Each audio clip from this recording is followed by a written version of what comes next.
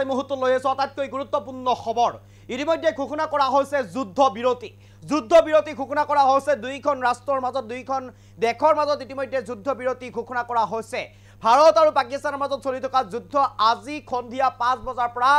হাম কাটিছে আজি সন্ধিয়া 5 বজাৰ পৰা যুদ্ধ বিৰতি ঘোষণা কৰা হৈছে আজি দিনৰ 3:35 পাকিস্তানৰ ডাইৰেক্টৰ জেনেৰেল অফ মিলিটাৰী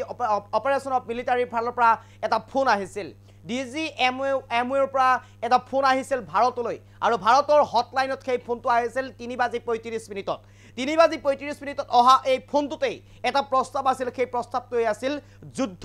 বিৰতি আৰু এই যুদ্ধ বিৰতিৰ প্ৰস্তাৱটো ইতিমধ্যে ভাৰতে চাৰি চাই সন্মতি গ্ৰহণ কৰি সন্মতি দিছে এই যুদ্ধ বিৰতি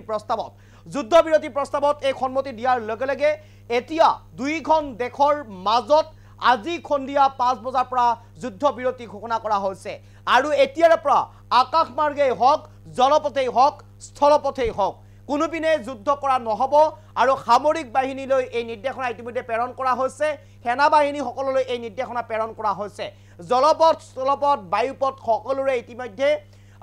যুদ্ধ বিৰতি ঘোষণা কৰা হৈছে আৰু দুই দেশৰ মাজত ইতিমধ্যে এয়া সন্মতি হৈছে আৰু দুই দেশে এই সন্মতিত ইতিমধ্যে অনুমোদন জনাইছে এই মুহূৰ্তত সবিশেষ লৈ কাৰণে চেষ্টা কৰিছো আপোনালোকৰ বাবে ঘোষণা কৰা হ'ল যুদ্ধ বিৰতি আজি সন্ধিয়া 5 বজাৰ পৰা ভাৰত পাকিস্তানে পালন কৰিছে যুদ্ধ বিৰতি এই ঘোষণা কৰিছে ভাৰতৰ বৈদেশিক সচিব বিক্ৰম মিশ্ৰই পাকিস্তানৰ DGMOৰ ভাৰতৰ সৈতে যোগাযোগ কৰি দিছিল প্ৰস্তাৱ তাৰ পিছতে 5 বজাৰ পৰা যুদ্ধ বিৰতি সিদ্ধান্তত সন্মত হয় দুই দেশ আৰু তাৰ পাছতে জলপথ স্থলপথ আৰু আকাশ মাৰ্গেৰে বন্ধ কৰে যুদ্ধ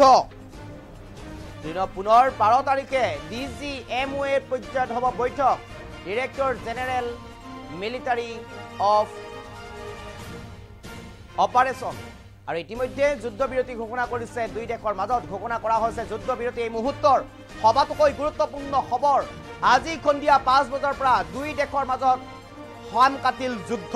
ভাৰত পাকিস্তানৰ মাজত যি উত্তেজনা পৰিৱেশৰ সৃষ্টি হৈছিল যি যুদ্ধ আৰম্ভণি হৈছিল এই যুদ্ধ সন্ত্ৰাসবাদৰ বিৰুদ্ধে হৈছিল সন্ত্ৰাসবাদীক নিপাত খেদাবৰ বাবে ইতিমধ্যে ভাৰতে যুদ্ধ আৰম্ভ কৰিছিল সন্ত্ৰাসবাদীৰ ঘাটিত কেইবাটাও মিছাইল নিক্ষেপ কৰিছিল সন্ত্ৰাসবাদীক পলিয়ে পোখাই উভালিবলৈ ভাৰতে সংকল্পবদ্ধ হৈছিল আৰু তাৰ পিছতে পাকিস্তানৰ সেনাৰ লগত ভাৰতীয় সেনাই যুদ্ধ চলাইছিল আৰু কেহতীয়াকৈ যুদ্ধৰ উকমুকনি পূৰ্ণ পৰ্যায়ৰ যুদ্ধৰ উকমুকনি হৈছিল পূৰ্ণ পৰ্যায়ৰ যুদ্ধৰ উকমুকনি হোৱাৰ লগে লগে যুদ্ধৰ উকমুকনি হোৱাৰ লগে লগে পাকিস্তানৰ ফালৰ পৰা পাকিস্তানৰ director general of military operation অৰ্থাৎ DGMOৰ ফালৰ পৰা এটা প্ৰস্তাৱ আহিছিল আৰু সেই প্ৰস্তাৱটোত উল্লেখ আছিল যুদ্ধ বিৰতিৰ 3:35 অহা এই প্ৰস্তাৱটোত সন্মতি জনাইছে ইতিমধ্যে ভাৰতে আৰু তাৰ পিছতে আজি সন্ধিয়া 5 বজাৰ পৰা যুদ্ধ বিৰতিৰ সিদ্ধান্তত সন্মত হয় দুই দেশ আৰু দুই দেশৰ এই যুদ্ধ বিৰতিৰ পাছতে ইতিমধ্যে দুই দেশৰ সেনাক নিৰ্দেশনা প্ৰেৰণ